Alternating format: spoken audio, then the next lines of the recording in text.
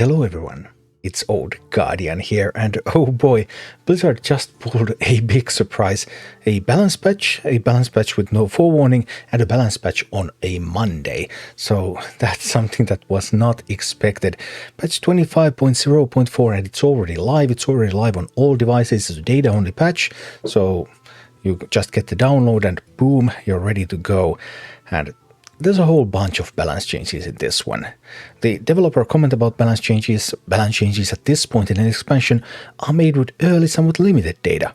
For these changes, we like to address the most egregious power outliers and play patterns that we don't like, cards that we're likely to adjust down the line anyway as the meta evolves over time. We hope and expect to make some spicier changes in our next balance pass once we have more data. Okay, so these are not the spicy ones, and if these are not the spicy ones, I don't know what are the spicy ones, because let's take a look at the changes. First of all, they are hitting the Quest Demon Hunter with Unleash Fel from Mana Thirst 4 to Mana Thirst 6, and with Relic of Dimensions from cost 5 to cost 6. Unleash Fel, well, neither of these breaks the combo. The deck can still combo, it can still do some crazy stuff. Relic of Dimensions slows it down, but what does Unleash Fel to Mana Thirst 6 really do? I mean, it kind of prevents you from doing a turn 4, turn 5 minion plus Unleash Fel, so that you could get a board clear that would also heal you to full at the same time. So this opens up a little bit more space for aggro to just beat Questline Demon Hunter before Questline Demon Hunter is able to stabilize. But as for the combo itself, no effect whatsoever. Relic of Dimensions going to 6 obviously is going to hurt the deck, making the deck a little bit slower. Also, it's going to hurt the Spell Demon Hunter, the no minion Demon Hunter, which isn't even quite as popular right now. And yeah, that is going to hurt even more. And the developer comment about the Demon Hunter changes, the Mana Thirst on Unleash Fel felt like a non-factor that was almost always on anyway when you wanted to play the card. This change makes the card more interesting and helps reel in a Demon Hunter power outlier. Relics are prevalent and powerful, we like them and didn't want to fully revert their power level, so we're just touching the strongest relic to make it a little less explosive. Okay. Then Druid nerf. Anub'aran. Old Battlecry gain 8 armor. This turn your minions cost armor instead of mana. New Battlecry gain 8 armor. This turn your next 3 minions cost armor instead of mana.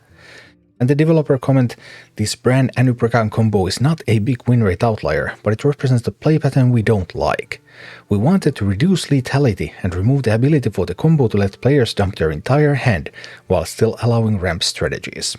But I mean, your next 3 minions. So this is actually not going to affect the vast majority of Bran and Anub'aran combos, because you do Bran, Anub'aran, and then you do the second version of Astalor at 5 mana, and then you do 2 copies of the 8 mana Astalor. That's still going to be 64 damage to the dome.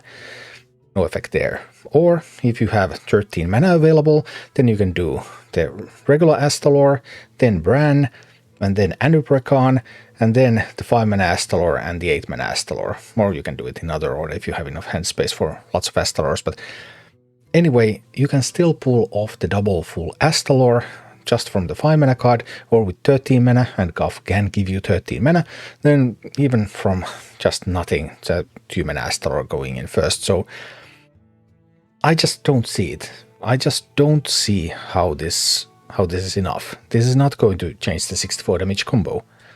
But there's more nerfs. There's also nerfs to Bless Priest, Boon of the Ascended from 4 cost to 5 cost, and Priestess Valishi from 0 cost to 1 cost. And the developer comment for these is Boon Priest is not common or overly powerful at most levels of play, but it is the best performing deck at high legend, and it wins through frustrating play patterns. We wanted to give it a couple small adjustments to make it more in line with the rest of the meta, especially after the other adjustments in this patch.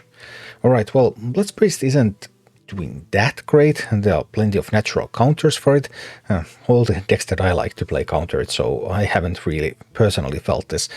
But alright, it is one of those decks that can just explode very early on, and they're now making all of this stuff. They're not removing any of the combos, but they're making all of them a little bit slower. And this same pattern is also repeated with Rogue, Necro Draka from 4 cost to 5 cost, and Sinstone Graveyard from 2 cost to 3 cost. And again, the same thing with Death Rattle Rogue, sketchy information from 3 to 4. I thought that they would actually break the sketchy and the new Death Rattle minion synergy, but they don't, they just make it 1 turn slower. And Forsaken Lieutenant from 2 cost to 3 cost. Developer comment, there are 2 rogue decks that we want to adjust this patch. Death Rattle Rogue is a deck that can do some cool fun things, but it's too fast for most decks to deal with. We don't want to destroy these synergies, but we do want to slow them down. Similarly, Miracle Rogue makes for a very bad play experience when their pop-off turns are too powerful too soon. We think it is fun and thematic for Rogue to have those turns where they play a bunch of cards and get rewarded, but we want to slow that turn down a little. So again, not breaking these combos, so like thinking from a control perspective, there's still so many broken combos around, and none of them are being destroyed. They're all just made 1 turn slower so that aggro will be able to come more into play in order to beat these decks down before they get to do their combo. And yeah, I guess then we can move into this sort of rock, paper, scissors style, because aggro beats these, and these combos still beat control, and control beats aggro in Hearthstone parlance anyway. And yeah, I actually don't like this. I don't like this because this means that we're just moving towards more polarization instead of actually breaking apart things that are bad for the game. We're just making it so that, okay, now if you face the wrong type of deck, your probability to lose just skyrockets. Oh, and then there is this one. Prince Renathal. Your deck size and starting health are 40, to your deck size is 40, your starting health is 35. Developer comment, Renathal had its run. He's the most played card in the game, and the meta has warped around him for a long time. So we're making this change to open the meta back up. At the same time, we know he's one of the most popular cards we've ever made, so we wanted to preserve his core effect as an option for his fans. I really cannot get behind this change at all. I mean, I did propose rotating Renathal out to Wild, out of Standard early, but this just wrecks Renathal in Wild.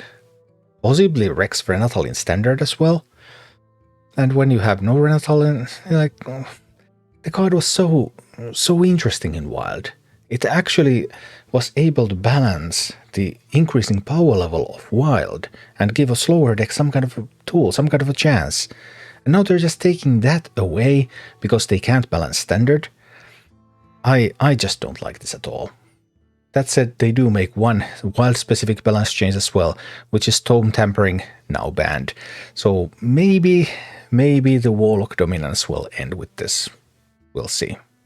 Then another important note about Dust. The above craftable cards will be eligible for a full Dust refund for 2 weeks following patch 25.0.4, that is today. Signature versions of Anubra Khan and all versions of Prince Renathal are not craftable. Okay, so you can type refund into your search in your collection and you can see which cards are eligible for a refund. Also, we're taking a hard look at what systemic changes we want to make to signature cards in the future and have not finalized those decisions. This time, players who have signature Anubra Khan as of December 20th will receive a grant of 1600 Arcane Dust at login later this week. Things may prove differently in the future. We will share more information on those future plans once they're finalized. So right now you can't disenchant your signature Anubra Khan, but you're going to get 1 legendary worth of dust for that. So that's actually a really good deal for players, and that's a commendable action. Then they are making some Death Knight buffs. What I proposed for Death Knight buffs was Graveyard Shift and some of the Undead 1-drops, because I think that would just open up the entire class, open up multiple other archetypes. They're doing none of that, of course. They're doing nothing of what I suggested. They're doing something completely different. So Death Knight. We specifically look for low play rate Death Knight cards that seem primed for upgrades. I mean, typically when you look at bad cards, and then you try to buff bad cards, you end up with cards that are still not good. So I just don't like this approach, and I also don't think this is very well targeted to just fix Death Knight's problems. But let's see what they have. First of all, they have Corpse Pride. Corpse Pride can now spend up to 10 corpses, so it can summon a 10/10 minion. Okay. Then there's Malignant Horror. At the end of your turn, spend 4 corpses to summon a copy of this minion. Alright, well, that means that sometimes if you can get a board with 2 Malignant Horrors, then you will actually be able to go from there to 4 Malignant Horrors. That can now become possible. With 5 corpses, it's really hard. You just spend corpses like crazy when a Malignant Horror is on the board. But that never happened anyway. So, Malignant Horror spending fewer corpses, I just don't feel like that's a big deal. And then we have Meat Grinder. From shredding a random minion in a deck for 3 corpses to shredding a random minion in a deck to gain 4 corpses. Well, I mean, it can enable Tomb Guardians, I guess, now. But I never liked Meat Grinder anyway, and I just don't see why. Blightfang, old 3 attack, 3 health, new 3 attack, 4 health.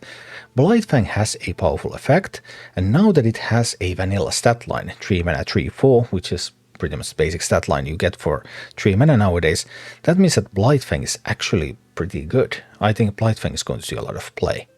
Stitch Giant from costing 10 to now costing 9. I don't see a difference. I mean, I didn't have much problem summoning some Stitch Giants anyway, but okay, sure. I suppose it goes like Tomb Guardians, Army of the Dead, 0 cost Stitch Giants. So there's some effect. There's always some effect when you change the cost. Ymir Deathbringer from a 3/3 to a 4/3, but the corpse is still a 3/3 with Taunt. I don't think this is important. And Rhyme Sculptor from a 3/3 minion to a 4/3 minion. I also fail to see the importance of this one. Obliterate, on the other hand, is actually going to become a playable card. Old destroy a minion, your hero takes damage equal to its health. Now destroy a minion, your hero takes 3 damage. Means that, yeah, Obliterate can be used for single target removal now. So, okay, that's a new playable ballad card, basically. And then Blood Tap, old give all minions in hand +1/+1, spend 3 corpses to give them +1/+1 more, and new is to spend just 2 corpses.